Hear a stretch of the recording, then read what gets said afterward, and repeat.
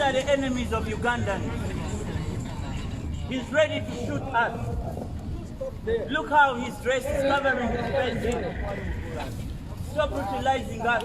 We have a right to use these roads.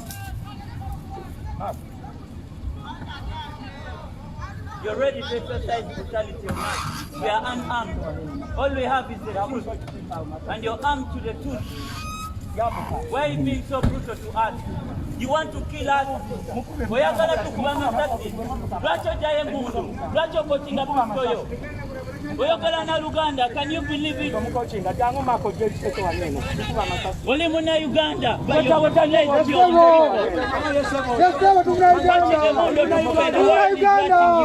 The world is watching you. Yes, you should. Please, you should. Mujikuba masasi hiyo. We are the world is watching. All we have are the phones in our hands. How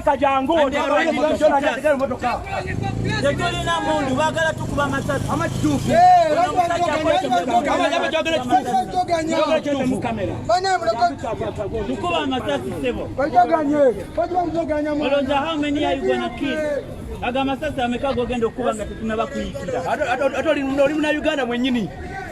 Are you Ugandan? Are you a police officer? Did you take that oath to serve and protect the people of Uganda? You understand me? The person you want to get is behind there. This is only a car. There is nobody in here. Expect me.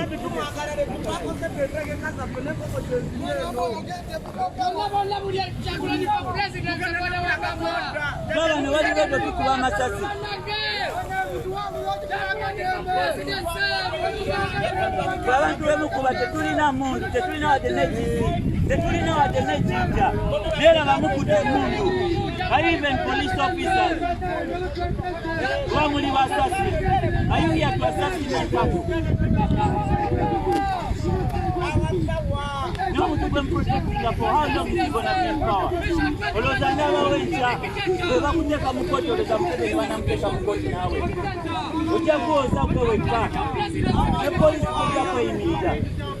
But you want to attack. You're so ready to start.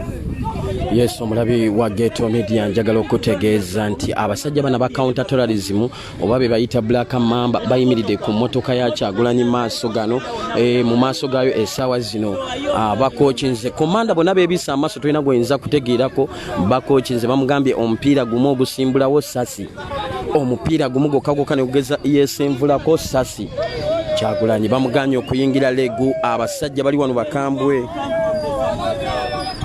mupiira gumugo kagoko gusimbula bagenda kumukuba essasi bwe bakimugambye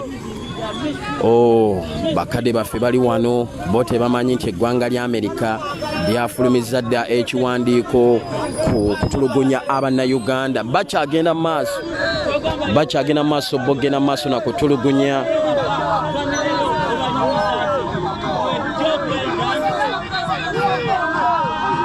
abantu bakugambye nti Mau elegu yagenda naye Kyagulanyi Ssentamu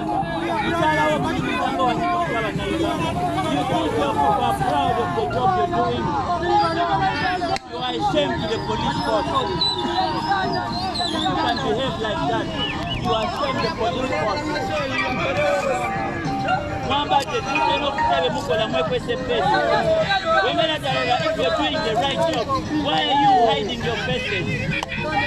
If you're serving the people of Uganda, why are you hiding your faces? You know what you're doing is illegal, and you're breaking the law.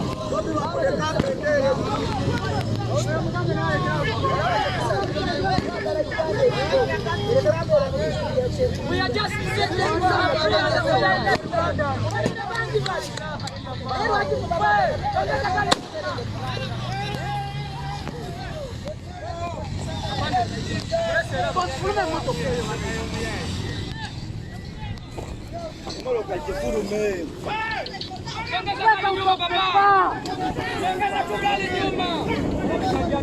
Lisa, there's a fuel tank just behind there. I hope it's not there.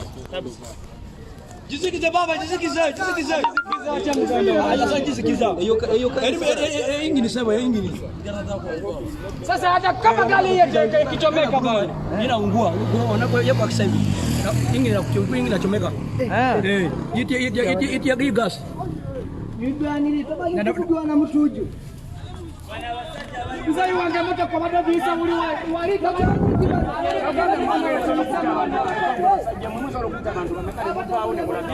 This is Uganda.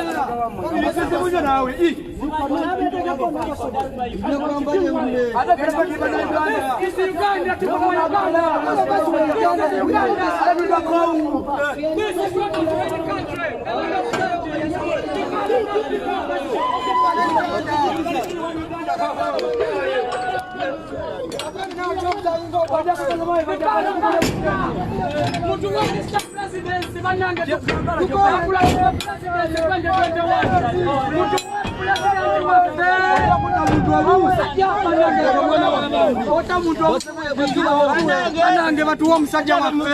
Mtu wa president. Mtu wa msajja.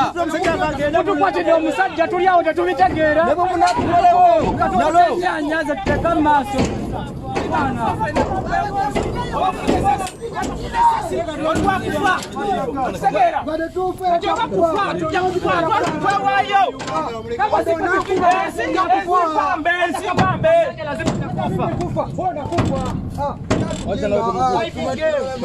Kama nilikufa sasa hivi tumetoka stress. Kiasi stress, kiasi Uganda man. Kama mtu amechoka. Aende. The land of Zendi. Muda kujaga tumugonga abawerekere. Abantu balina obuwagizi bannange. Nabo mukimanyi nga baseera omusaala. Ono ye musajja. Yakabibia bakiriza tubere bibia batuganya osala. Kati tukole ki? Ere kubandikanya abantu okukola osala. Kati tukole ki? Nabo mukimanyi tukumikiriza mumkoye. Myaka tuna tetufunye. Wila pastors just about to tufiire wano.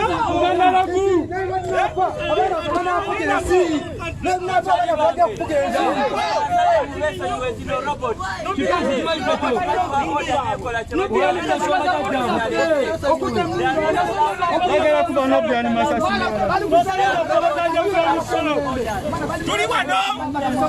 Nubian bagambe Nubian wabala mulati wange. Yes, Geto Media tusimbudde baganda bange abasajja bazibye ekkubo tebagala Robert Kyagulanyi Center President we kukumi kuyingira legu ku border naye nga bakugamba nti eno Robert mawazeeyo bani bonna bajjayo teri abakwata ku mukono naye abasajja bawenjude aba Black Mamba bibia ne batuka tugende bibia wetwaze bibia tusaze president mulabire bibia batulemeseza bati batugula nkinze bagala tusigale legu bali basigale bibia tali bantu majority yonna abantu bali balire tusaze tulinye motoka batamuza bigere bajeno batugano kulabya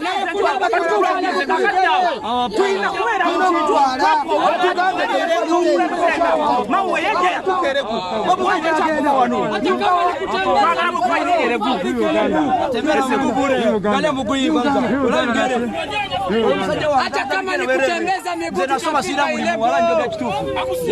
This is the border of Uganda and Sudan. We are just Ugandans.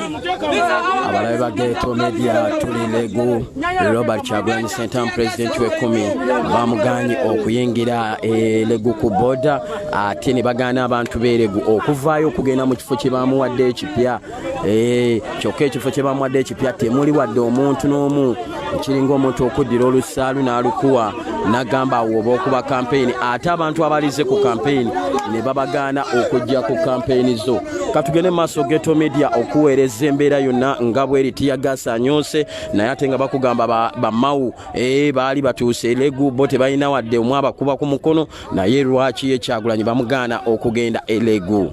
Geto Media tusimbudde baganda bange okutuusako embeera yonna nga bweri kamera 2.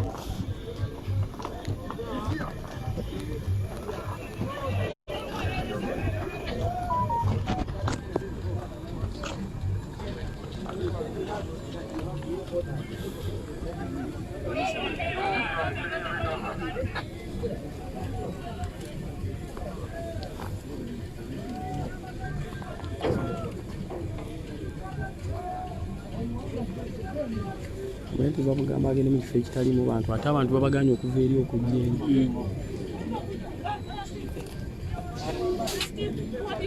Nkugambye wano n'atalina mayinja atowa oda.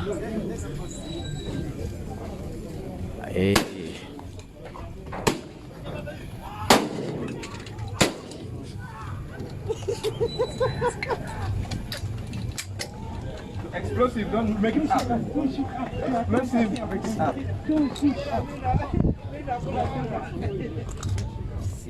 See the other one, it can burn tanker. Should we follow that?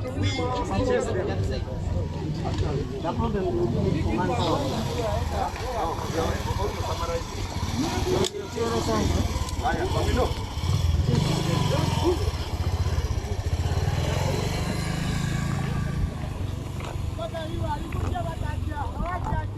How does your this side? How does your that side?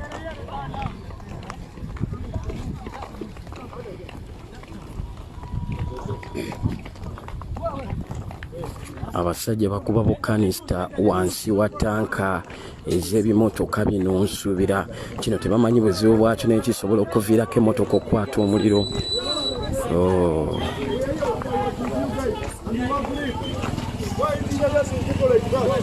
What is the problem? Why do you guys here? We are here with you guys, and we are doing an awesome. This is Uganda. We are just seeking for peaceful transition. In a peaceful way, we don't have guns. Have you ever seen a presidential candidate when they are refusing him to meet his people? Byebimu ku bigambo bya Kyagulanyi byakozesa mu zi campaign ze. Nakubuza, have you ever seen a presidential candidate when they are refusing him to pass through towns and cities? Ebyo ku Kyagulanyi Ssentamu byakozesa mu campaign ze. Have you ever seen a presidential candidate wearing a bulletproof? Ebyo bimu ku bigambo Robert Kyagulanyi Ssentamu byakozesa mu campaign ze nga yeebuuza ddala kino kiki ekigenda mu maaso. Gana amasasi agali mu kuvuga wano, tiyagasi ali mu kuvuga wano, bye bimu ebituviirako okwambala bulletproof, ebiviirako Robert Kyagulanyi Ssentamu okwambala bulletproof.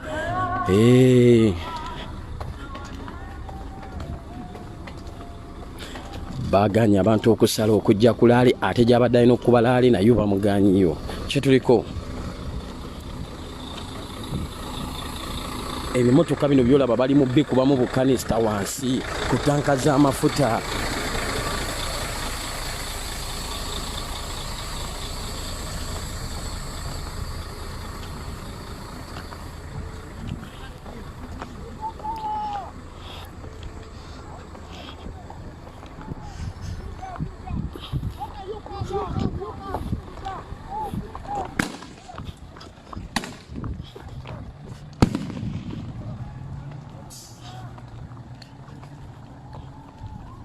Obulabo obukebe bugwa wansi w'emmotoka.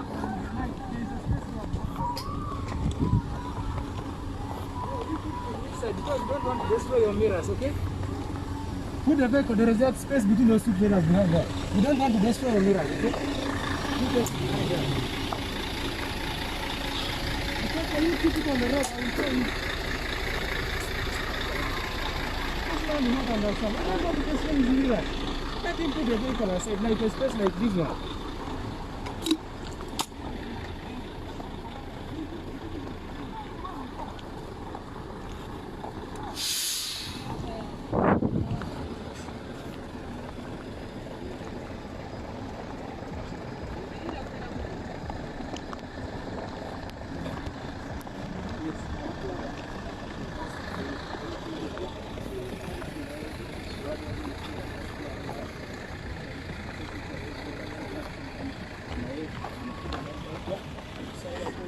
zino zensonga lwaki tubagamba nti Ghetto Media tusimbudde agenda kuba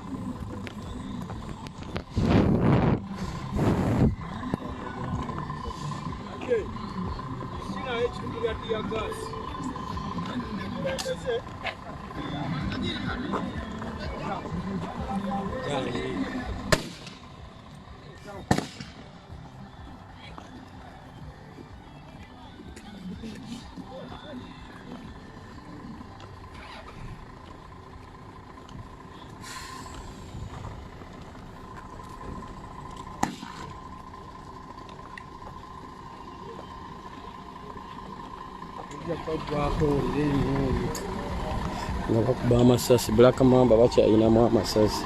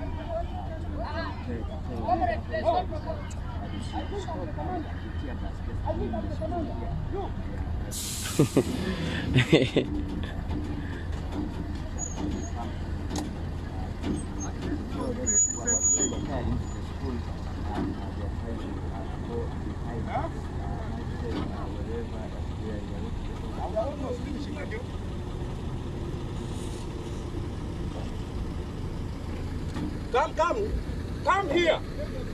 Nani? Come here.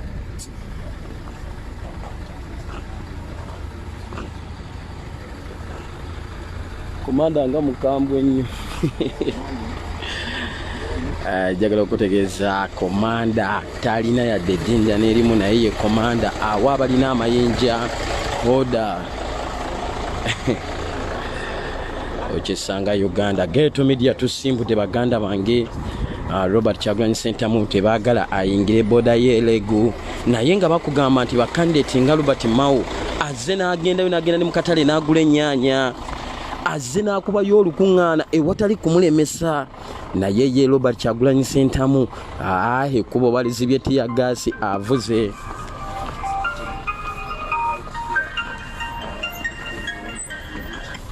Hello. Wanji?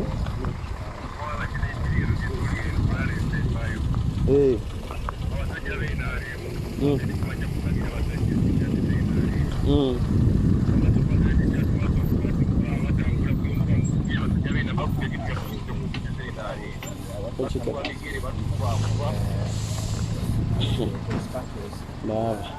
Naffe tukyalira egu bamuganye okugendera egu bamusibidde ku booda tiyagaasa avuga. Let us first finish that issue, then the vehicles begin. Musooke muveeyo. Mpozi kitundu ki ekyo?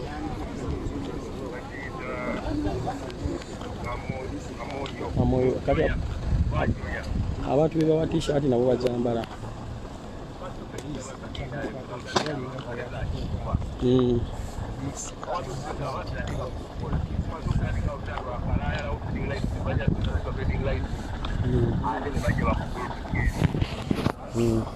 Kasasa.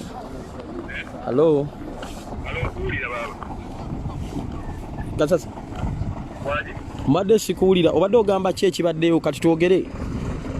Kati ekiriwo kyekino ndikulala ensembayo olunaku olwaleero abasajja b'enaale mbakedde ku makya kugaba t-shirt ekyalo kyonna ne bakigabira t-shirt ng'ate za yero za mpaka njagala nkubuulire wenjogerera wano essaawa zino tumaze okwala abaana bali mu kutambuza baaje ba t-shirt bayisaamu ngero abantu weetegekera omukulembeze w'abeera olunaku lwaleero lwa Bobiwine lwakyagulanyi abasajja ba NRM bagende bakwata emmali yaffe yonna ekutiya zonna bazitutte batukubye emigere ne bazitwala t-shirt wenjogerera ziri ku ofisi ya NRM Maina kumanya gwanga wajeriraga basajja batwagaza ki batusambesambye emigere kyalo kyonna kikunganya no covid NRM unaku lwalero kuli lale ya Bobiwine ensembayo kati timaina kumanya tuyambiddwa tutya polisi tena kyekola otera bikakona kulabikako wano yandi badde kwa security kubanga mu bitu byetunda bya mubaka ate yesimbawo ngate ne kamyufu ngate ensi yonna ekimanyi ti president yesimbawo Robert Kyagulanyi ebintu bakudde bya t-shirt ziriko Robert Kyagulanyi bazitute ku ofisi ya NRM tetumanyi batwala byaki awe tulibo tukyayimidde nenga tukyali wano mu kibuga twagala kulindira twabeewo forward mpozi ekyo district ki amu waje tusembera leero hello keda kigemu mbikulano katakulangu somere wano kale olunaku olwaleero tuli gye bayita nyoya naye nga wenjogerera abaana ababadde amulu ne omoro bali mu toilet beekwese era nsonga y'emu bayiga babakuba emigere babakuba emiggo engoye bazibako bubbi bazitwalira bwe tumanyi gye bagenda zigaba naye nga wano wetuli bayitayo nyoya kale patungenda kuddira katonoko kale yes abalabi ba Ghetto Media yo gwembadde njogera naye be bamu abatunda materials za National Unity Platform t-shirt okubera ebifaananyi bya Kyagulanyi obubonero bwa manvuuli n'ebintu ebirala akugambye gye bali ewagenda okubeera Amulia ne Amolo ewagenda okubeera lale ezisembayo abasajja b'enyali mubazze ne bakaka abantu t-shirt za mpaka okuzambala ne bawamba ebintu byabo abatunda ne babitwala ku office z'enyali mu police teriwo terabika abaana abatunda ebintu bya Peoplepower oba ebya Kyagulanyi babakubye emigere bekwese na mutoya abamu police teyamba b'enyali mu kyebeekula effujjo liringa effujjo mu bitundu ebyo mazima ddala tunuulira eggwanga lino waje liraga hello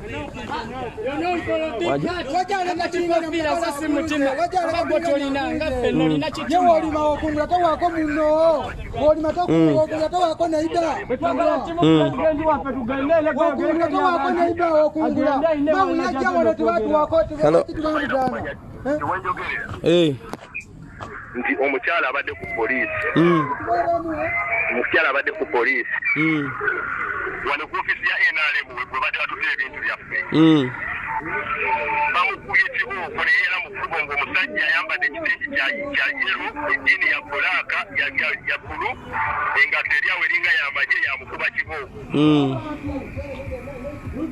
omukazi watavudde omisinde ngadduka kubekutiya yonna n'ebintu yonna babitutte muyinawo ku masimu awo mukwate ku vidiyo mu bubba batulabe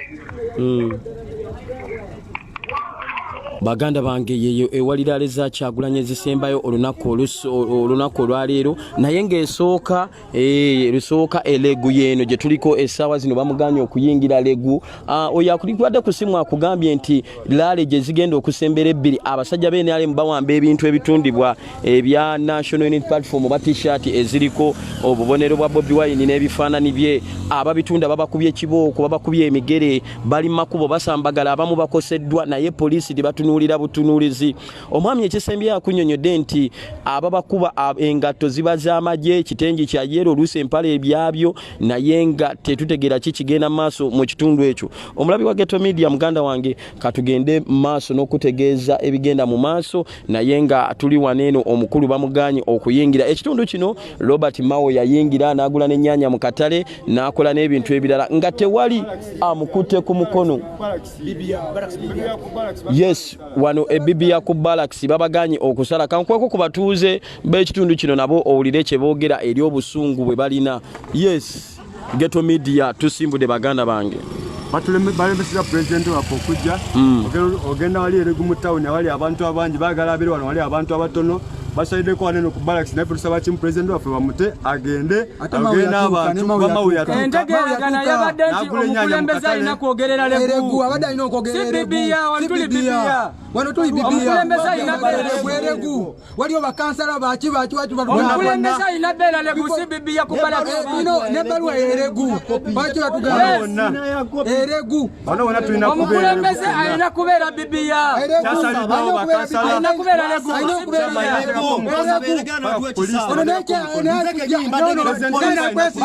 Peoplepower ngenze ko DPC yatuwadde nagamba erego batusayiningire baki batusayiningidde batusayingira tukumacha batuga tubeere eno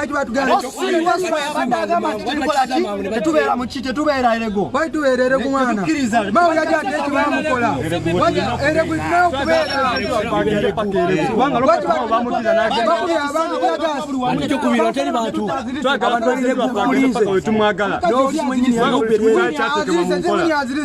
buli kimu kyali kyateekebwa mu nkola pulezidenti waffe alina kubeera wali eregu. Nolwekyo tuli waneeno nga tugamba tulina ogenda naye paka wa tetwagala agende oba kusula wano oba kubiwa amasasi pulezidenti alina ogenda wa eregu. Ono pulezidenti wangola ntabuza n'ebigere ono pulezidenti w'abantu aye tayagala lutalo ate alwalira abantu bali wansi nnyo. pulezidenti yatugamba tukume emirembe tugikumbye tusobole osalawo ne tumutwala paka eregu.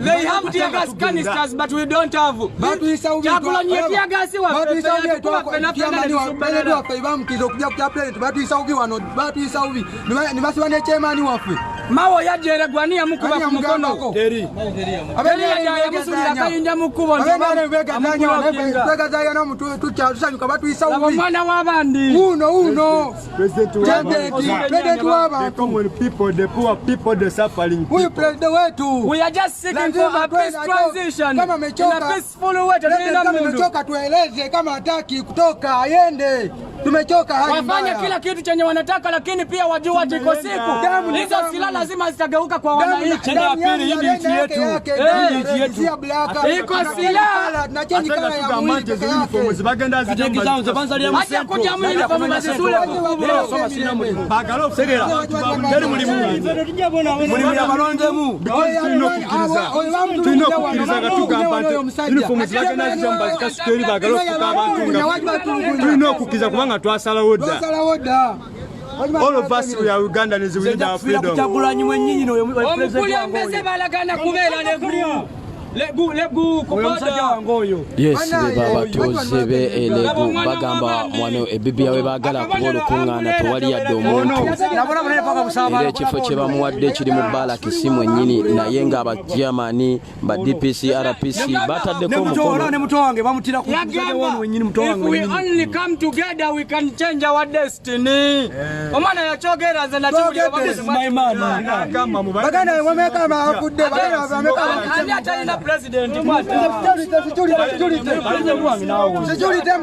bantu wameka bakudde tuka president waffe tumwaga Kirumira yafa tuli wano president waffe tuli wano abiriga nafa tuli wano security eriwa gendela gumulaba abantu bafudde wano abantu bafudde mugendere kumujana wana watata matter. Abantu just abamu musoboze kutambula. Naye tutuukeko butuusi just ku minzaani wali ku White Bridge. Atulimba security sasa itaka mu security ziriwa. Bakaweza bakudde bakirumira bakudde. Bana banja batafudde. Mu security yacheruwa teka bata abana. Bamegana wange tolekera. Yes, abamu ku batuuze bye bakugamba bakulaga obusungu bagamba president wabe bamwagala legu wano bamutadde ebibi ya Baraki simu enyini wakati temuli yadde muntu abasajja basibye ekkubo balemeddeko bamugamba toyina gye weeyongera abali mu bitundu ebirala Kyagulanyi yagenda olwalira abagezaako okutunda t-shirts obukofiira oba bufulaga abasajja bene ali mu babayingiddemu babakuba kibooko babakwata yeye embeera eriwo essaawa zino kankuzeeko ewali omukulembeze w'eggwanga w'ekkumi Robert Kyagulanyi Ssentamu muganda wange ate olabe we bamusibidde tebamukkiriza kweyongerayo abasajja ba counter-terrorism be basazeeko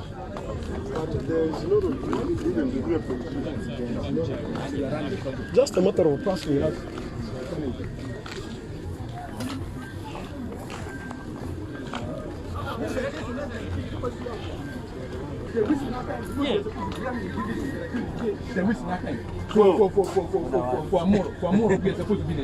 And they have blocked us now. And you see the way they're doing things here. It's very, very unprofessional and informal, and it's unconstitutional. You get it? So they should really understand that we are not in fight with them. We are actually fighting to liberate them. We are fighting for them. No, they're the ones fighting for them. We are fighting for them.